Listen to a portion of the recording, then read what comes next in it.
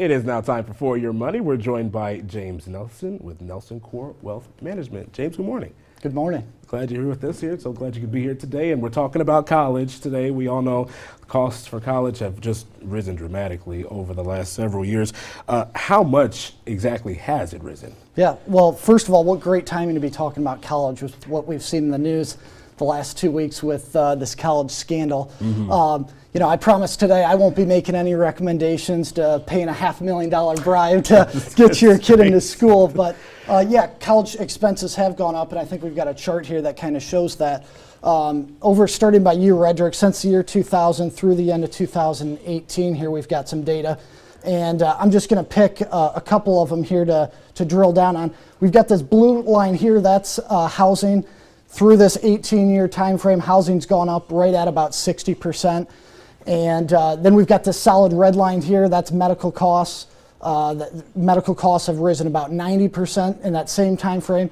And then what we're talking about today, that dotted line towards the top, is college expenses up over 160% in the last 18 years. And no sign of stopping. So yeah, the big question is, how are people going to pay for it? Yeah, I mean, we all know about it. I know a lot of people are dealing with this, but just to see it right there is pretty startling. So like you said, that is a big question. What can students do as far as saving methods and families to do that to offset some of these rising costs? Sure. So I'm going to talk about two. Clearly, these aren't the only two, but the first one's the 529 plan. I think that's the most well-known. At least people have heard of it. That's a college savings account that is in maybe a parent or a grandparent's name for the benefit of a child or a grandchild.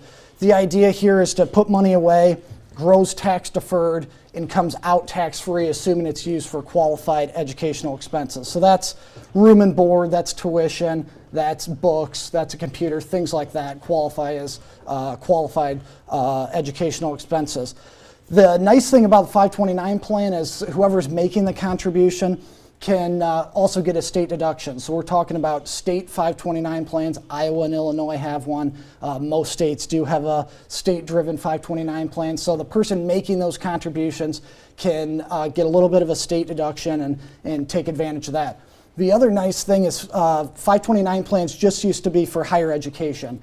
Now they can be used with this new tax law signed into law about a year and a half ago, can be used for any schooling expenses. So that's elementary, middle school, high school, and there's several private schools in the Quad City area here, may be an option for some people.